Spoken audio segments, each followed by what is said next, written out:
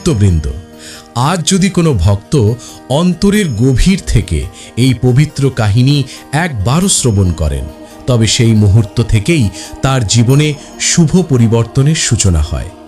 এই কাহিনী কেবল শোনার জন্য নয়, এটি আত্মার জাগরণের এক মহামন্ত্র।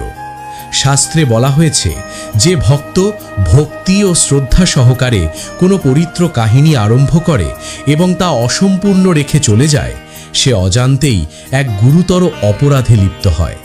অতএব সংকল্প করুন, আজ এই কাহিনী শেষ পর্যন্ত শুনবেন, কারণ ধৈর্য, বিশ্বাস ও ভক্তি নিয়ে যে এই কাহিনী সম্পূর্ণ করে, তার গৃহে স্বয়ং ভোলেনাথের কৃপাধারা বর্ষিত হয়। চলুন মনকে শান্ত করি, শ্বাসে শ্বাসে ভক্তির স্পন্দন ধারণ করি এবং শুরু করি এই অলৌকিক কাহিনী। একসময় পাহাড় আর সবুজ বৃক্ষরাজিতে ঘেরা এক শান্ত গ্রাম ছিল শান্তিপুর। সেখানে বাস করতেন সৌম্য নামের এক সরল পবিত্র হৃদয়ের নারী এবং তার স্বামী গিরিধারী, এক পরিশ্রমী কৃষক। ঐশ্বর্য ছিল না, কিন্তু তৃপ্তি ছিল অফুরন্ত। তাদের একমাত্র পুত্র মনুই ছিল তাদের জীবনের আলো। সৌমার জীবনের কেন্দ্রবিন্দু ছিলেন স্বয়ং ভগবান শিব।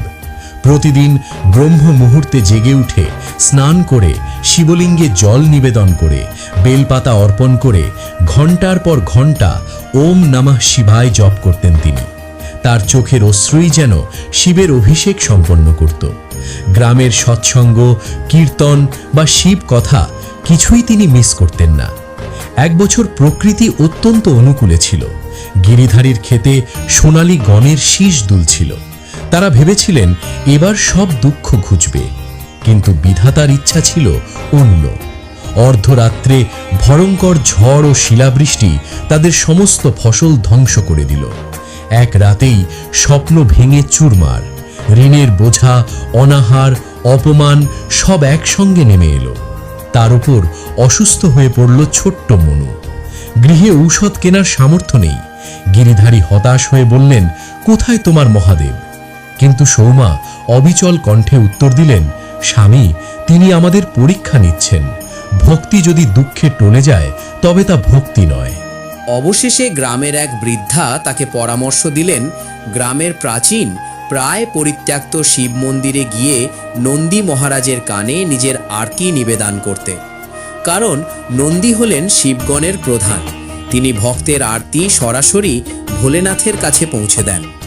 পরদিন ভোরে সৌম্যা স্নান করে কয়েকটি বেলপাতা ও 1 লোটা জল নিয়ে সেই ধ্বংসপ্রায় মন্দিরে গেলেন। তিনি শিবলিঙ্গে জল নিবেদন করে বিশাল পাথরের নন্দীর কানে কাঁদতে কাঁদতে বললেন, হে নন্দীশ্বর, আমি কিছু চাই না, শুধু আমার সন্তানের প্রাণ রক্ষা করুন। যদি আজ ভোলেনাথ আমার হাত না ধরেন, তবে মানুষ বলবে শিব ভক্ত অনাথ হয়ে যায়। তার অশ্রু নন্দীর পাথুরে মস্তকে পড়ছিল। হঠাৎ এক বটপাতা এসে তার কোলের ওপর পড়ল। তার মনে হলো এ যেন আশ্বাস। গৃহে ফিরে তিনি দেখলেন মনুর জ্বর সম্পূর্ণ সেরে গেছে। সে জল চাইছে। এখানেই শেষ নয়, সেই রাতেই গ্রামের কঠোর হৃদয়ের শেঠ স্বপ্নে এক বিশাল শুভ্র নন্দীকে দেখলেন। নন্দী তাকে সতর্ক করলেন, যার গৃহে আমার ভক্তি আছে, তাকে কষ্ট দিলে ফল ভোগ করতে হবে। পরদিন শেঠ গিরিধারীর সমস্ত ঋণ মাফ করে তাকে নিজের ব্যবসায় উচ্চ পদে নিযুক্ত করলেন। অগ্রিম বেতন, পাকা বাড়ি, সম্মান সব একসঙ্গে এলো। কিন্তু সৌম্যা বিন্দুমাত্র অহংকার করলেন না।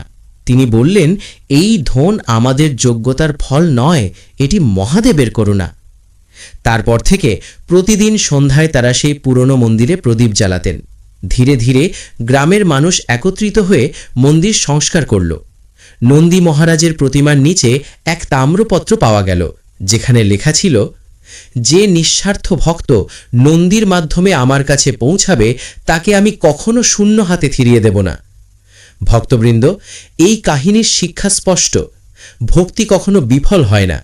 পরীক্ষা যত কঠিন, কৃপাও তত মহান। দুঃখের অন্ধকারের পরই কৃপাধারার সূর্যোদয় হয়। যদি আপনার জীবনেও ঝড় নেমে আসে, তবে মনে রাখবেন, নন্দীর কানে আপনার আরতি এখনও পৌঁছাতে পারে। বিশ্বাস রাখুন, ধৈর্য ধরুন, ভক্তি অটুট রাখুন। হর হর মহাদেব।